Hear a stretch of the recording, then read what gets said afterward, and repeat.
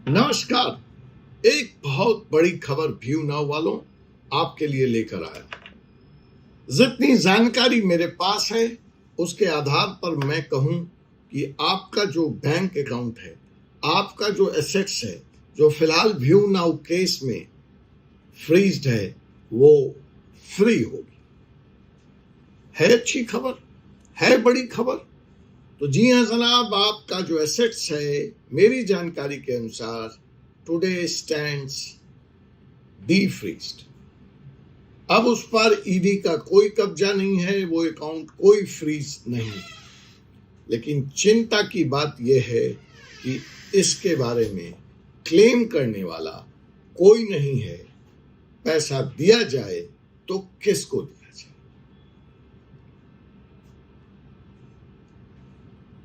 इसी सवाल पर आज का यह एपिसोड लेकर मैं advocate doctor Ajay Kumar Pandey, supreme court of India, आपके बीच में हूं।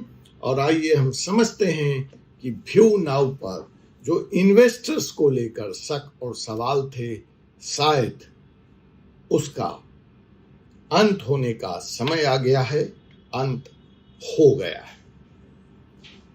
और अगर सेट्स फ्रीज हो गया तो आपने 1/3 जंग जीत ली है।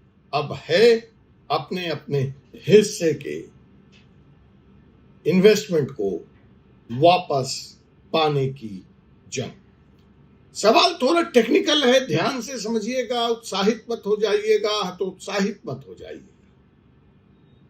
ध्यान से सुनिए, चीजों को समझिए, सवाल कीजिए, कमेंट में पूछिए, जुड़िए, फोन कीजिए, व्हाट्सएप कीजिए, जो सब आप मुझे से जुड़ने के लिए करते हैं प्लीज करते रहिए।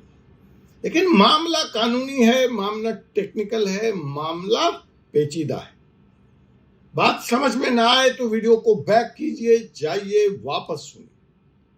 किसी अंतिम निष्कर्ष पर मत पहुंचिए। फिर से कह रहा हूं, मेरी बात को ध्यान से सुनने और समझने की कोशिश कीजिएगा। तो नमस्कार दोस्तों, साथियों और मेरे व्यू नाउ के निवेशक भाइयों। आज आपके अकाउंट को फ्रीज हुए 6 महीने से ज्यादा हो गए, अर्थात 180 दिन। इस पूरे दौर में रादर 7 महीने हो गए। आपका अकाउंट 26/11/2024 को फ्रीज हुआ था ईडी के द्वारा। आप गिरफ्तारी पे मत जाइए, हम अकाउंट फ्रीज होने की बात कर रहे हैं, प्रॉपर्टी सीज होने की बात कर रहे हैं। तो साहब, आपका अकाउंट फ्रीज हो गया था ईडी के ऑर्डर से 26/11/2024 को। आपने इंतजार कर लिया, 7वां या 8वां महीना पहुंच चुका है। आपको लगा ईडी के अफसर आएंगे और आपके ऊपर कृपा बरसाएंगे, आपके ऊपर मेहरबानी करेंगे। आपने इंतजार किया सुखविंदर खरूर, डिंपल खरूर, आरिफ निसार के जमानत पे छूटकर बाहर आने का। आपने एजेंटों की भी सलाह मानी, अप्लाइनर्स की भी सलाह मान ली, कंपनी के जो वेल विशर्स हैं, शुभचिंतक हैं, उनकी भी आपने सुन ली। और हजारों यूट्यूब के बीच आशा की एक किरण भी डूबते रहे, उम्मीद के लिए आंखें भी खोले रहे। लेकिन आज 7वें या 8वें महीने के बाद नतीजा क्या निकला है? बिग जीरो, जीरो, शून्य, सिफर। सच्चाई से रूबरू हो जाइए, जग जाइए।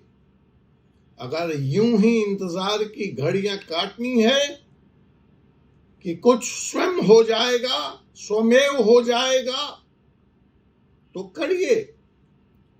6 से 10 साल का इंतजार करिए, होगा, जरूर होगा।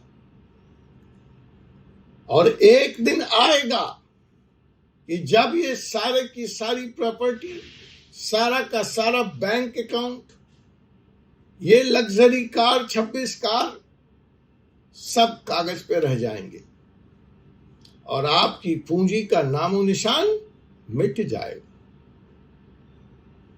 चिंता करिए। लेकिन अगर आप चाहते हैं कि आपकी मेहनत और टैक्स पेड मनी का के पाई पाई का हिसाब हो, तो वक्त आ गया है।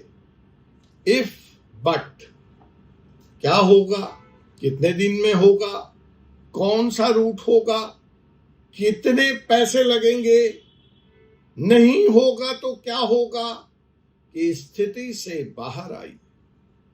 हिम्मत कीजिए, एक्शन लीजिए। अब वक्त है, अभी नहीं तो कभी नहीं। समझ जाइए। ईडी ने व्यू नाउ की property, bank accounts, luxury car, ये सब 26 नवंबर 2024 को अटैच कर दिया। देखिए, यहां से कानून शुरू होता है। इमोशन में मत बहिएगा। कुछ लोग उबल रहे होंगे, कुछ लोग रोना शुरू कर चुके होंगे इस वीडियो को देखते हुए, कुछ मेरे लिए तालियां भी बजा रहे होंगे और कुछ मुझे कोस भी रहे होंगे। ये सब छोड़ दीजिए, थोड़ी देर सीरियस हो जाइए, कानून को समझिए। जो पीएमएलए की धारा 5 सबसेक्शन 5 सेक्शन 5 सबसेक्शन 5 कहती है कि अगर ईडी कोई भी एसेट्स प्रॉपर्टी फ्रीज करती है तो वो प्रोविजनल अटैचमेंट होता है। तो उसकी जो मियाद है कि ईडी को उसको कंफर्म कराना पड़ता है। ईडी अपने आप में जज, कानून, संविधान नहीं है। एक प्रोसेस है, एक लॉ है, उसके तहत ईडी को चलना पड़ता है। तो ईडी को सेक्शन 5 सब सेक्शन 5 में जो भी प्रॉपर्टी उसने अटैच किया है, उसके लिए उसको जो विंडो है, जो समय सीमा है, वो 30 दिन की है। जैसे आपने देखा कि अगर किसी को गिरफ्तार करती है ईडी तो उसको कोर्ट में प्रोड्यूस करने की समय सीमा निश्चित है, उस अवधि में उसको प्रोड्यूस करना है। ईडी अगर किसी व्यक्ति को फिर कोर्ट के आदेश पर रिमांड पर लेती है तो उसकी भी समय सीमा निश्चित है। तो ये जो पीएमएलए का कानून है वो स्टेप बाय स्टेप्स डेडलाइंस में बटा हुआ है। तो उसी तरह से जो प्रोविजन है प्रॉपर्टी को, एसेट्स को प्रोविजनली फ्रीज करने का, उसकी मियाद है 30 दिन। 30 दिन के बाद ईडी को यह कंप्लेन एजुकेटिंग अथॉरिटी के पास फाइल करनी होती है और वहां से कंफर्मेशन लेना पड़ता है। मेरी अब तक की जो जानकारी है इसकी, ठीक है, कानून 30 दिन मिनिमम कहता है, बट मैक्सिमम 180 दिन की बात करता है। और अगर 180 दिन के भीतर ईडी कंप्लेन फाइल करके एजुकेटिंग अथॉरिटी से कंफर्मेशन नहीं कराती है तो वो प्रॉपर्टी, वो एसेट्स डी फ्रीज मानी जाती है। अब इसीलिए मैंने अपने प्रारंभिक वक्तव्य में या ईडी इस वीडियो की शुरुआत में ही कहा कि आपकी प्रॉपर्टी हो गई फ्री, क्योंकि मेरे पास जो उपलब्ध जानकारी है उसके हिसाब से ईडी ने अब तक एजुकेटिंग अथॉरिटी के पास से व्यू नाउ कंपनी के एसेट्स के प्रोविजनल अटैचमेंट ऑर्डर को कंफर्म नहीं करा। हो सकता है मेरी सूचना गलत हो, मैं ये भी बता दूं। तो मैं उस स्थिति की भी चर्चा करूंगा। जो आज चर्चा है वो 2 बातों की है, लेकिन फिर मैं कह रहा हूं आप टेक्निकल मत जाइए। इसमें आपके मतलब का क्या है मैं उसकी बात करूंगा, आप उसकी ध्यान दीजिए। स्थिति नंबर 1 कि आज 7वां महीना है, नवंबर 2024 से ईडी ने प्रोविजनल अटैचमेंट ऑर्डर को कंफर्म नहीं कराया। मान लेते हैं ये स्थिति सही है। तो अगर ये स्थिति सही है तो आपकी प्रॉपर्टी, वो जो बैंक अकाउंट है 700-800 करोड़ की बात जो ईडी कह रहा है, वो फ्री होगी। अब जो उस संपत्ति के दावेदार हैं वो उस पैसे पे अपना दावा ठोक सकते हैं। अब कोई रोक ही नहीं है, आप कोर्ट के पास भी जाने की जरूरत नहीं है कि अकाउंट डी फ्रीज कर दीजिए, मुझे पैसे दे दीजिए। अब तो अपने को उस पैसे का क्लेमेंट साबित करना। कि साहब ये पैसा खरूर का नहीं है, ये पैसा व्यू नाउ का नहीं है, ये पैसा हमारा है, और आपको वो पैसा मिलना शुरू हो जाता। लेकिन जहां तक फिर मेरी जानकारी है, आज तक इस केस में एक भी आदमी बतौर क्लेमेंट किसी कोर्ट के, किसी एजुकेटिंग अथॉरिटी के, किसी ईडी के पास सामने नहीं आया। अब स्थिति नंबर 2, कुछ लोग हैं वो कह सकते हैं कि साहब अब आपकी प्रॉपर्टी कानूनन फ्री है, डीफ्रीज्ड है, वह ईडी के हिरासत में नहीं है। लेकिन क्लेम करने वाला कहां है, कौन कौन है, किसके कितने कितने पैसे हैं, ये नहीं मालूम। अब मैं ये बात क्यों इतने दावे से कह रहा कि ईडी अब तक एजुकेटिंग अथॉरिटी के पास नहीं गई है, 180 दिन से ज्यादा हो चुका है। क्योंकि अगर ईडी गई होती तो 1.25 लाख इन्वेस्टर्स में से किसी के पास तो एक नोटिस आया होता। आप में से किसी का भी नाम, 1.25 लाख इन्वेस्टर में से किसी का भी नाम, जहां तक मेरी जानकारी है, ECIR में नहीं है। इन्वेस्टर्स वहां अपराधी नहीं बनाया गया। ECIR का अध्ययन करने से यह भी पता चलता है कि आप में से कोई भी व्यक्ति, इन्वेस्टर, 1.25 लाख, प्रीडिकेट ऑफेंस के हिस्सा नहीं। लेकिन फिर भी आपकी संपत्ति, आपकी प्रॉपर्टी फ्रीज है। क्यों? क्योंकि आपने अब तक उस पर दावा ही नहीं किया, आपने आवाज ही नहीं उठाई है। अब आइए दूसरी संभावना की हम बात करते हैं। दूसरी संभावना यह हो सकती है कि मेरी जानकारी ना हो और ईडी ने प्रोविजनल अटैचमेंट को कंफर्म करा लिया एजुकेटिंग अथॉरिटी के पास जाके। ये दो संभावना। तो अगर कंफर्म करा लिया तो कंफर्मेशन के लिए एप्लीकेशन लगाया, तो कंफर्मेशन के लिए जैसे ही एप्लीकेशन लगाया, वहां आप इन्वेस्टर के लिए भी एक विंडो खुल गई, जिसकी चर्चा मैं शुरू से तमाम वीडियो में कर रहा था। नजर बनाए रखिए, लीगल रिप्रेजेंटेशन कीजिए, इसका हिस्सा बन जाइए, अपने को अलग कर लीजिए ईडी से और व्यू नाउ कंपनी से। आप थर्ड पार्टी रहिए, आप इन्वेस्टर्स हैं, आपका नाम कहीं ECIR में नहीं है, आप प्रेडिकेट ऑफेंस के हिस्सा नहीं हैं। आपने मेरी बात शायद सुनी नहीं, सुनी तो समझी नहीं, और समझी तो एक्शन नहीं किया। अब क्या हुआ कि ईडी गई, एसेट्स को कंफर्म करा।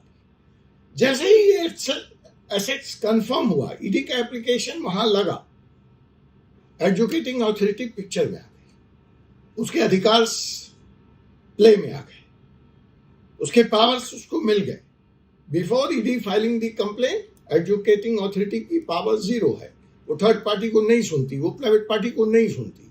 लेकिन जैसे ही एसेट्स का कंफर्मेशन के लिए ईडी वहां जाती है, वो एक्टिव हो जाता है, उसकी पावर एक्टिव हो जाती है। वहां पर आपके लिए एक विंडो था, एक विंडो खुला था, जहां आप जा सकते थे और आप अपनी बात कह सकते थे, आप अपना दावा प्रस्तुत कर सकते थे। लेकिन आपने वो दरवाजा भी बंद कर लिया। और ये केस जो है ना, ये लॉ बड़ा टाइम बाउंड है साहब। 45 डेज का विंडो था, वो बंद हो गया आपके लिए। तो आपने एक स्वर्णिम अवसर अपने एसेट्स को दोनों ही स्थिति में वापस लेने का गोल्डन अपॉर्चुनिटी खो दिया।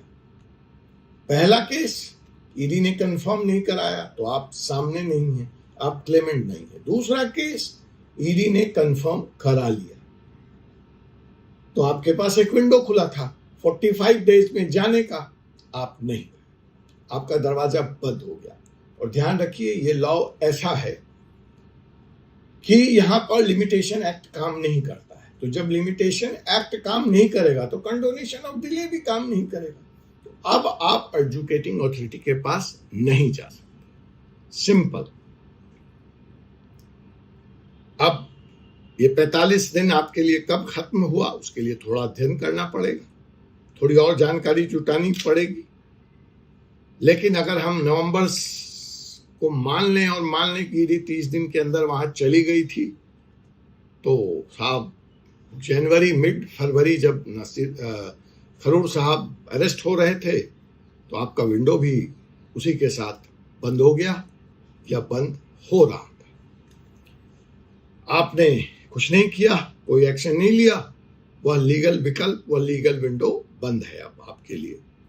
अब आप चाह कर भी सीधे तौर पर एजुकेटिंग अथॉरिटी के पास नहीं जा सकते। अब अगर आप चाहते हैं कि आपका पैसा आपको तुरंत मिले, तो आपके पास एक ही विंडो है, वो है हाई कोर्ट का। लेकिन जितनी देर करेंगे उतनी संभावना कम होगी, उतना खर्च बढ़ेगा।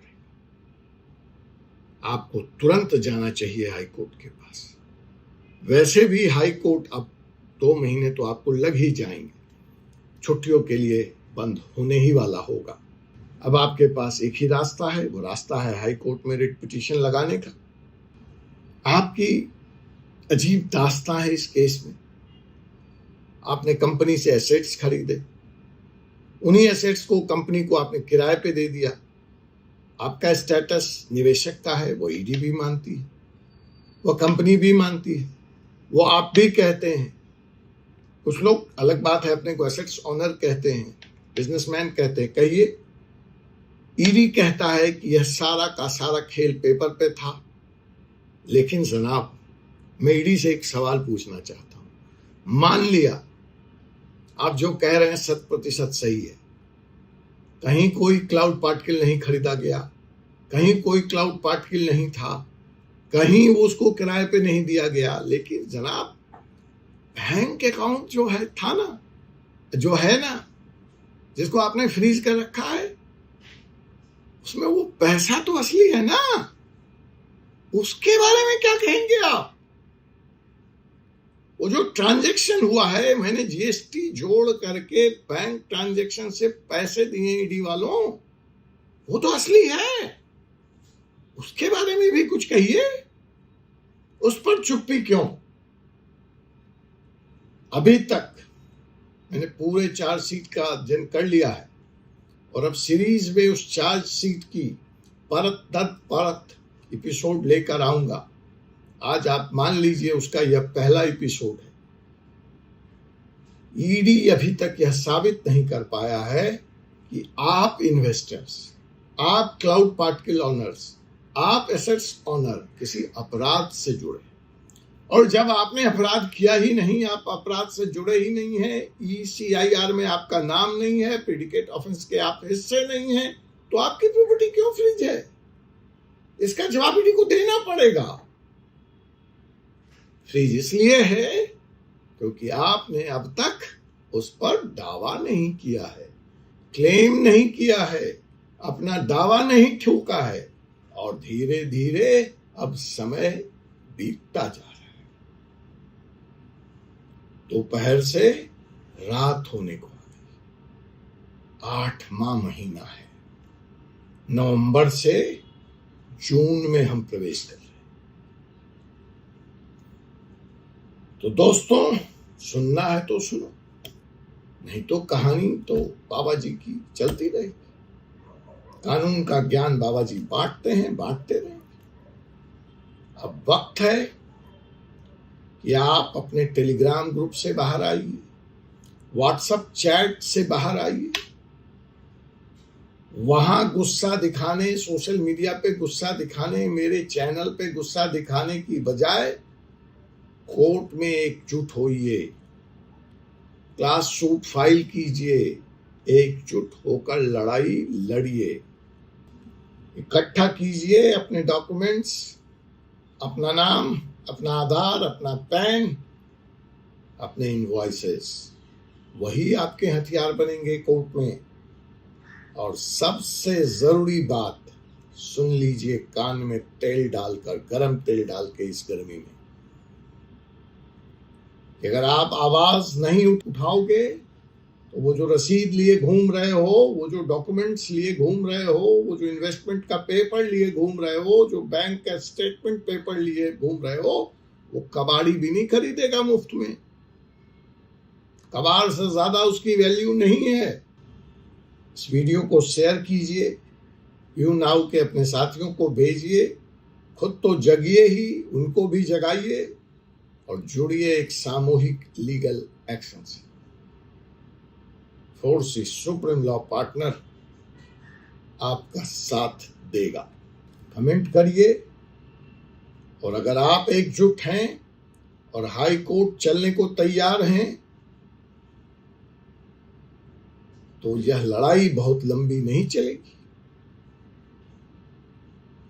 यह बहुत ही तेज गति से, तीव्र गति से आगे बढ़ेगी, बहुत स्ट्रांग तरीके से लड़ी जाएगी और टारगेटेड होगी। अभी जैसे मोदी जी ने ब्रह्मास्त्र चलाया, प्रिसीजन अटैक, सीधे लक्ष्य पे वार करेगी। तो इस प्रिसीजन अटैक की तैयारी कीजिए, इधर उधर दाएं बाएं के जंजाल से बाहर निकल जाइए। ब्रह्मोस मिसाइल फायर होने का समय आ गया है। जय हिंद, जय भारत, जय संविधान। Justice for investor. Few now को फ्यू लेटर मत बनने दीजिए। धन्यवाद। आपसे पुनः मुलाकात होगी एक और ऐसे एपिसोड के साथ अगले एपिसोड में। तब तक के लिए मुझे एडवोकेट डॉक्टर जय कुमार पांडे को अनुमति दीजिए। जय हिंद, जय भारत, जय संविधान।